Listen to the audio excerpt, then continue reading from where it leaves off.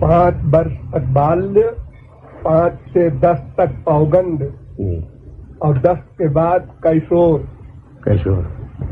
उसके बाद युवावस्था, 15 फिर प्रौढ़ावस्था, फिर वृद्धावस्था। कुमार माने तो सब जगह हो, सब होता है। पौगंड भी कुमार है, लड़का भी, तो लड़का है उसका कुमार के माने लड़का। हाँ, नंद कुमार, बस वो चाहे वो जितनी उम्र हो जाए।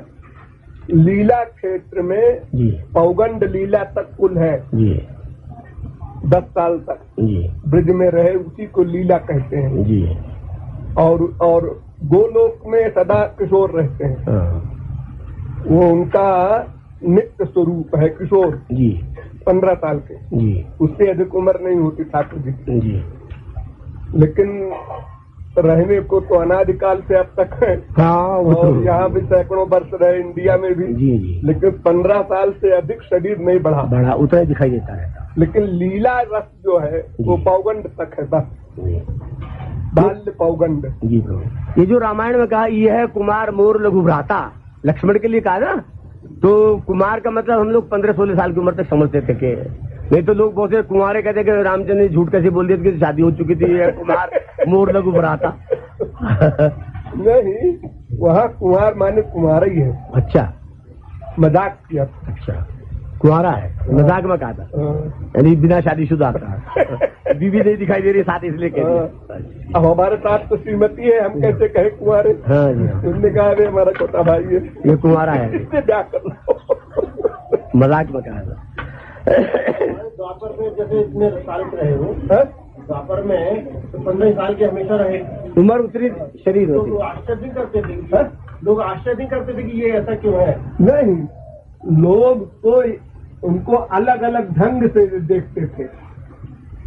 देखने वाले जो है तो मल्लानाम निर्नृणाम नरवरा स्त्रीणाम स्मरो मूर्तिमान गोपानाम स्वजनो सताम क्षितिभुजाम शास्ता सुपित्रो शिशु मृत्युर्भोज पतेर विराट विदुषाम तत्वम परम योगिनाम विष्णुनाम परदेवते विदितो रंगंगता साग्रजा।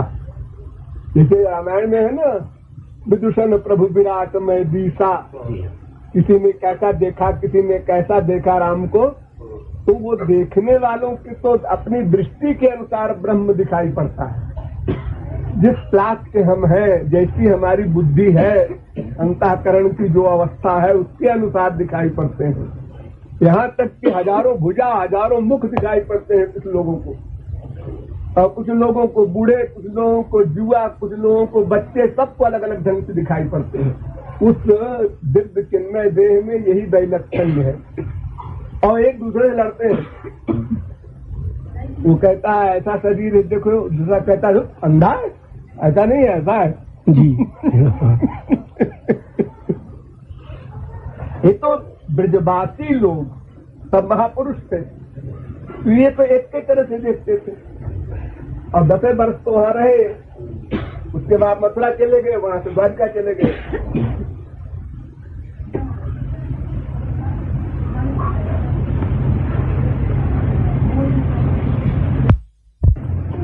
ये तो उनका नित्य शरीर का ब्रज लीला का वर्णन है। और वैसे तो वृद्ध बन जाए कुछ नहीं, वेद में है त्वम स्त्री त्वम पुमान् त्वम कुमार उतवा कुमारी त्वम जीर्णो दंडेन वंचत, वेद मंत्र है।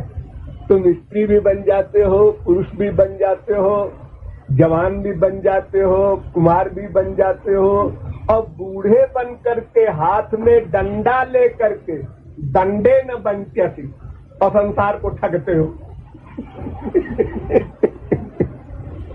तो उनके ऊपर किसका शासन है ऐसा करे। अरे जब सिद्ध महापुरुष सब प्रकार के नाटक कर सकता है, योगी लोग कर सकते हैं, तो भगवान के लिए कहा की आवश्यकता हुई वैसा कर दिया। कहीं वृद्ध बन के जाते हैं, कहीं भिखारी बन के जाते हैं, कहीं कुछ बन के जाते हैं भक्तों के पास, सब तरह का लीला की है उन्होंने। लेकिन जब तक अधिकारी न हो जीव, तब तक उनके शरीर का कोई रस नहीं मिल सकता उसको। जिस क्लास का होगा उसी क्लास का रस मिलेगा। थोड़ा अंतःकरण शुद्ध है तो थोड़ी विशेषता मालूम पड़ेगी उनके शरीर में, और अंतःकरण शुद्ध है तो और अधिक विशेषता मालूम पड़ेगी। तो सबसे अधिक वास्तविक विशेषता किशोरी जी को मालूम पड़ती है, उससे नीचे फिर 90% ललिता विशाखा को, फिर उससे नीचे सखाओं को, उससे नीचे दासों को। तो अलग अलग क्लास के अनुसार रस मिलता है भगवान के शरीर से। उनका शरीर का बड़ा लंबा विस्तार है, क्या करोगे इतना बारीक समझ के, लेकिन दो प्रमुख है, एक प्राभव शरीर, एक वैभव शरीर। और प्राभव में भी दो है, एक प्राभव प्रकाश, जिसमें शरीर भी चेंज न हो और कोई श्रृंगार भी चेंज न हो, कलर भी चेंज न हो, तो प्राभव देह है। और प्राभव प्रकाश उसे कहते हैं कि एक ही रूप, रंग, श्रृंगार सबसे युक्त लाखों करोड़ शरीर बना ले। जैसे महाराष्ट्र में और शादी में अपने 16,000 रूप धारण करके द्वारिका में 2 जगह प्राभव देह प्रकाश किया है ठाकुर जी ने खास तौर से। और वैभव प्रकाश जो है उसमें शरीर का रंग चेंज हो जाता है और शक्तियां सब वही रहेंगी। शरीर का रंग बदल लेते हैं, श्रृंगार बदल लेते हैं, हथियार बदल लेते हैं, उसको कहते हैं वैभव प्रकाश। और बाकी श्री कृष्ण में जो है सब उसमें भी रहेगा, वो है बलराम। सभी का रंग बदल लिया, हलधर हो गए मुरलीधर की जगह। ये वैभव प्रकाश है। वैभव प्रकाश और प्राभव प्रकाश का जो शक्ति संतुलन है वो एक सा रहता है, लेकिन रंग और श्रृंगार ये सब बदल जाता है।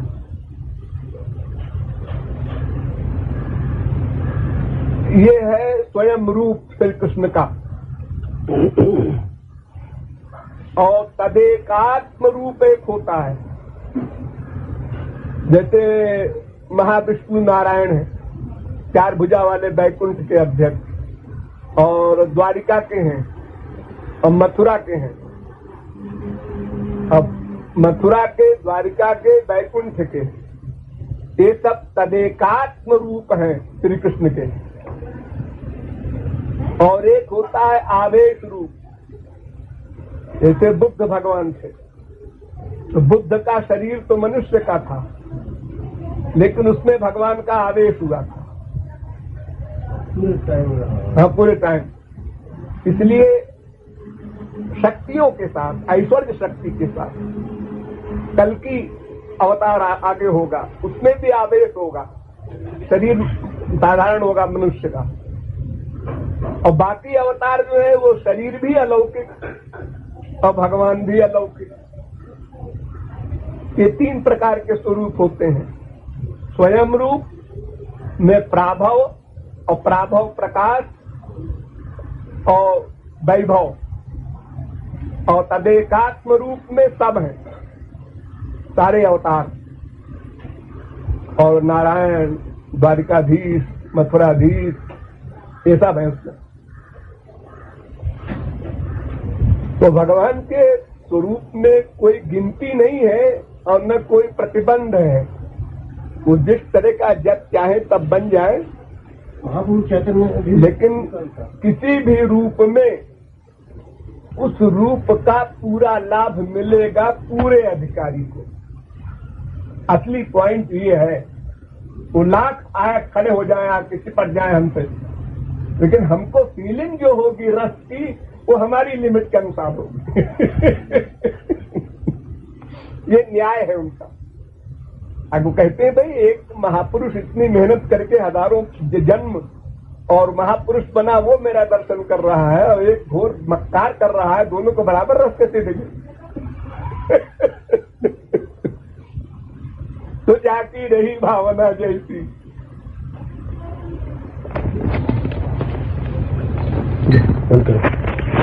बड़ी बारीक बातें हैं, उनको हम समझाते नहीं है कि क्या काम किया अभी तुम लोग। मैं चैतन्य महाप्रभु को भी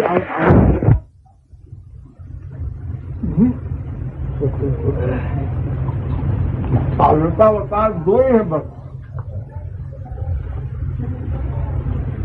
जो 25 अवतार खास हैं उनमें ये दो हैं। और वैसे तो सभी महापुरुषों में भगवान का आवेश होता ही है, लेकिन सृष्टि के ऐश्वर्य वगैरह कार्य के लिए तो दो अवतार उन्होंने शरीर ही छोड़ दिया था। बुद्ध ने भी और कल्कि भी छोड़ देंगे। तो में भी कोई कायदा नहीं है, महापुरुष भी चाहे तो शरीर छोड़े चाहे न छोड़े, भगवान को तो छोड़ दो।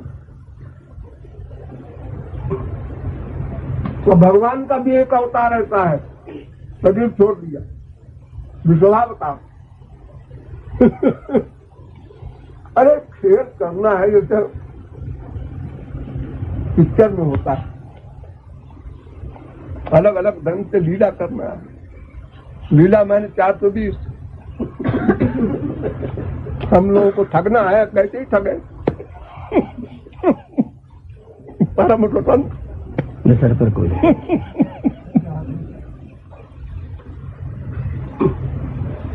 हिस्ट्री में एक नारद जी हुए हैं जिन्होंने चैलेंज किया है, तो बेचारे बंदर हो गए।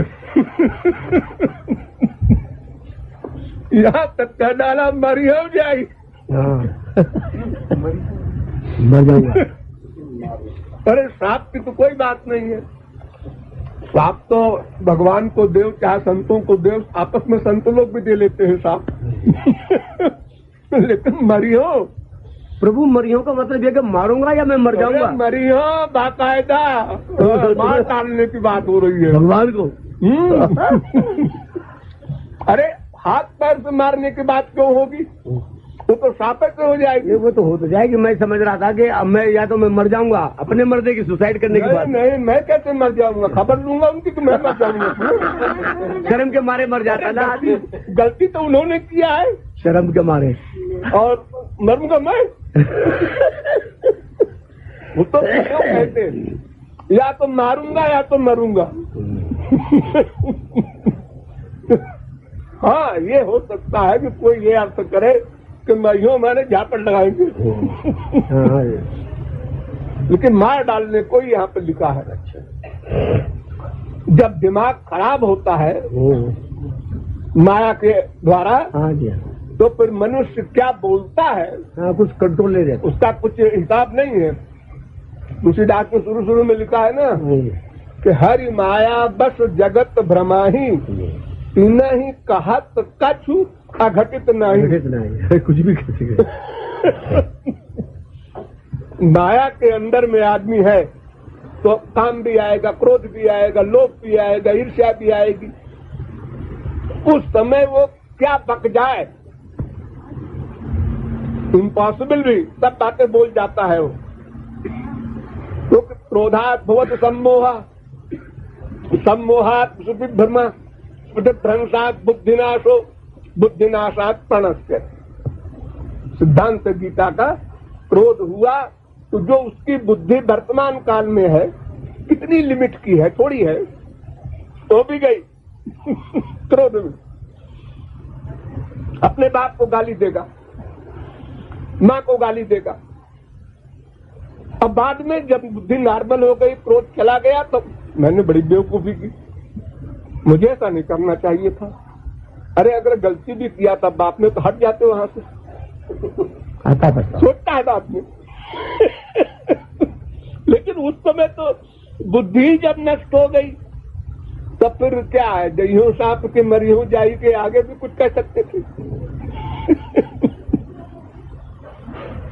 लेकिन ऐसा देखते हैं, नारद जी भी भगवान के अवतार हैं, सनकादिक भी भगवान के अवतार हैं। तो ये सब नाटक है कि हमको अज्ञान आ गया।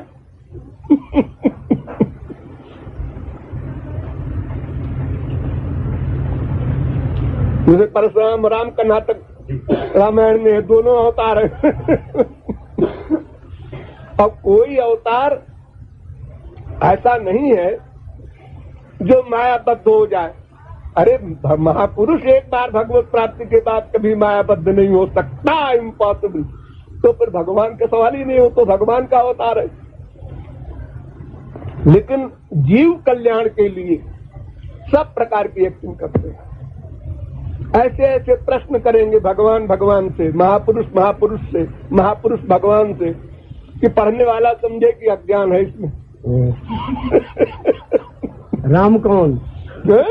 वो पूछा था ना उन्होंने, भरद्वाज ने पूछा था रामायण शुरू करवाने के लिए कि बताओ तो राम ये दशरथ के लड़े यार कोई और? अरे पग पग पर है भरद्वाज के यहाँ।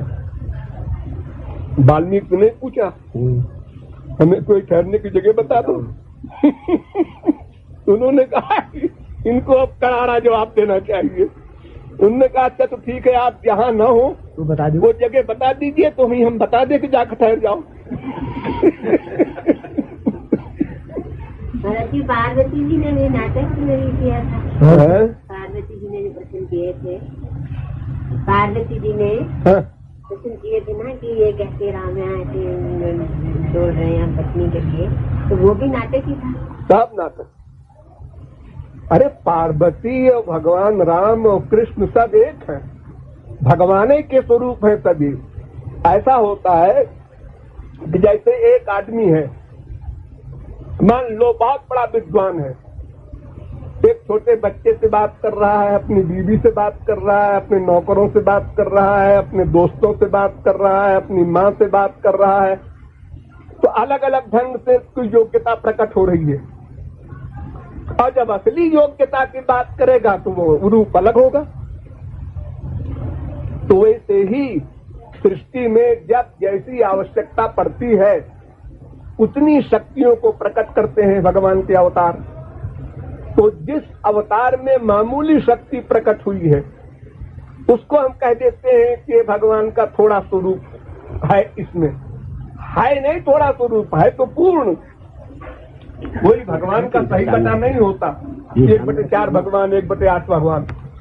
लेकिन वो शक्ति जो प्रकट होती है वो अलग अलग लिमिट में होती है, जब जब जैसी जरूरत पड़े। हर भाई एक पहलवान को लेट्रिन जाना है, 1 लोटा पानी ले जाएगा, लेकिन जब वेट उठाने की कंपटीशन की बात आएगी तो वहां पर वो 1 क्विंटल उठाता है।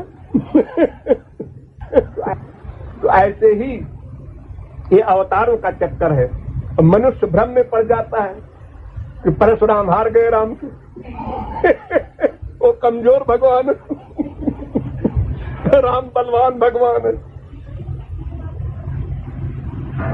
वेद व्यास सब भगवान के अवतार हैं। अरे वैसे तो महापुरुष भी सब भगवान के बराबर हो ही जाते हैं, लेकिन लीला में सब नाटक होता है।